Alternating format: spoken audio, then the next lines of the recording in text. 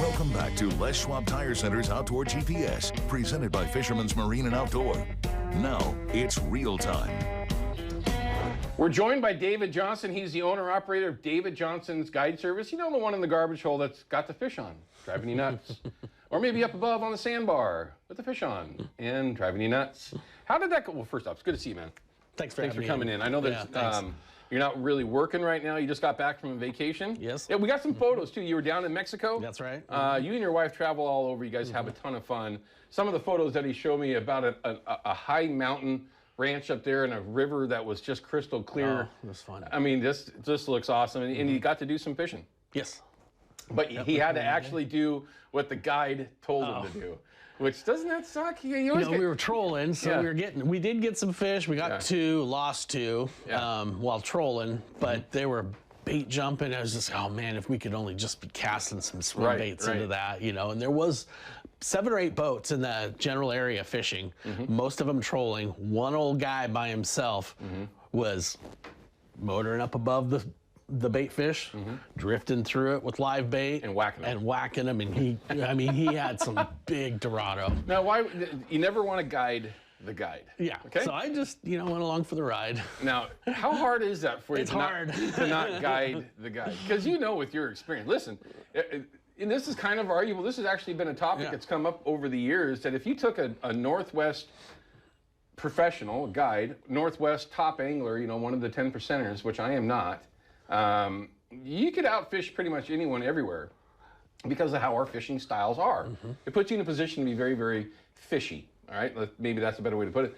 How hard is that for you not to go, listen, dummy, we can use live bait. Let's do the same thing that guy's doing. Right? How hard is that for you? It was hard. Was it really? Hard, yeah. Because, you just, I know I could do it a little bit better. Yeah. I've done it, before. Right. And, so it's tough. Live bait, a half ounce, maybe a Dave's Tangle Free weight or a P-line weight, and a live bait below it on a bobber. I bet you that would work. Wouldn't that be awesome? Dude, come on, man. I know it would work. Okay. And I've never fished it. I guarantee you it would work. All right, so winter steelhead. We've got rivers that have blown out for the second time this morning in a week. Yeah. Right? Most people's minds, not all, mine was not there yet, is pretty much switched gears to winter steelhead, right? There might be some options for Chinook still southern coast, right? Yes. Apparently not northern coast, because the geniuses around here have made some awesome ideas. Anyway, not to get sidetracked. What would be something in your mind, if you're looking at river conditions now, like what we just saw, where they're spiking now, they're dropping out, would you be getting motivated right now? Another week or so when these rivers are going to be fishable? Yeah, if this was a little bit later in the year, great opportunity for bank anglers, though. Sure. Because they can hit the small streams. Many of the small streams are hatchery streams that actually have early returning fish to them. Okay, good point. Yeah. So that's where I would go and focus on. I doubt the water is going to drop as fast as it shows on the graph. As hard as it was raining when I drove over, it was really raining. Yeah. And they're saying that it's not going to get quite as cold as what you might think that would take to get that thing to drop out. That helps too, and it's not going to. So I would look, back in the day when we had our early stock of fish, this would be really game on, especially with that much high water. It seems like the longer the water's high, the better it is when it drops into shape. Right. Because all those fish, it's like a dam. They get to that high flood waters and they just wait. And as soon as it drops down, boom, they're in. Right. And if you get fluctuations up and down and not big fluctuations and stuff, it just kind of like opens the door, shuts the door, opens the door, and it spreads those fish out. Right, good point. So you don't get as many awesome days. Right. There's still plenty of fish around, but sure, it just extends that opportunity, or at least maybe that time frame when the conditions are right. Yeah. Okay.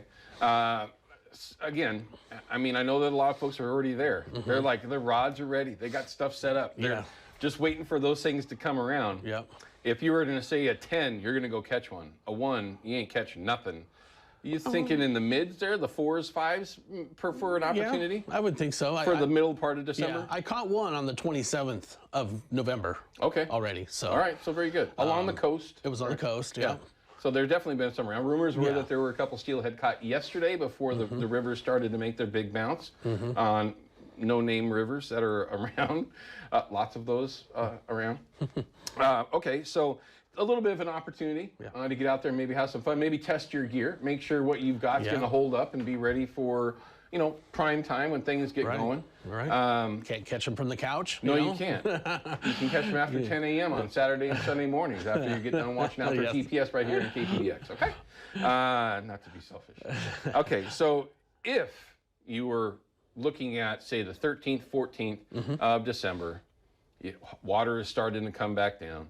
Is there a way that you might, out of everybody, it seems like these days that are on the bank, they've got 3 or 4 rods that they're going to, first off, don't carry 4 rods with you. There's 0. I only carry 3. Don't carry 3 rods. I was going 4 because that just gets insane. There's literally no reason to carry 4 rods around, okay? There isn't. Just don't do that, all right? 3, fine. 2, sure, okay? More often 2. Yes. Yeah. More often 1 in a lot of situations, but it depends on where you are, so I'll stick with 2. If you were to grab those 2 rods, because everybody's got 3 or 4 of them ready to go right now, which 2 would you be grabbing to go in this sort of a situation? Early season, probably not a lot of fish around, but the river's just got off 2 massive water events. Options are open. I mean, fish could be there. What would be those 2 rods that you would take? A drift rod and a float rod. Really? Yeah. Old school drift fishing. Old school drift fishing, because it's going to be high water. What's going to get down best? Right. A slinkier pencil head monofilament line is going to cut right down to the bottom. And you can fish the tail outs. High water is great for tail outs. Yeah. For steelhead. And then the float rod, I would fish, the seams close to shore. I mean, if there's only a foot or 2 of visibility, you can catch fish at your feet in a couple feet of water. Yeah. With your float that far above your pink worm or something like that. Pink worms are okay. I was about ready to ask. With these floats that we're fishing these days, of that worm. A larger profile. Okay. Yeah. All right. That was my question. What would be below that float? So it might not be the size 12 bead time or 1/8 ounce jig time. Right. Maybe the 1/4 ounce jig head, white jig head with the big pink worm. With the pink worm on it, that'd be what I'd have on the float rod, and then the drift rod would be spin glow or Corkies. Okay. Some yarn and bait. I have to come back from this break. Well, no. We're going to pick up this conversation after our Chevy Silverado tech tip of the week. And what we're going to do that tech tip, we're going to talk about eggs. Okay, that's the tech tip, quote unquote. Then I want to come back to the drift fishing thing. Okay. That's how I grew up. That's how you grew up fishing. That's all we had. That's the only way that we fished, okay? It's gone. It's a dying breed. A lot of new steelhead anglers are completely confused when you're talking about drift fishing and how to actually do it. That's one that we got to talk about. Right. We won't spend a lot of time on it, but we're going to talk about it. Yeah. We'll be back with our tech tip of the week in just a couple of minutes. Outdoor GPS is brought to you by Chevy Silverado and the impressive new Turbo Max engine. Flex your muscle with the strongest, most advanced Silverado ever. Official truck of Outdoor GPS.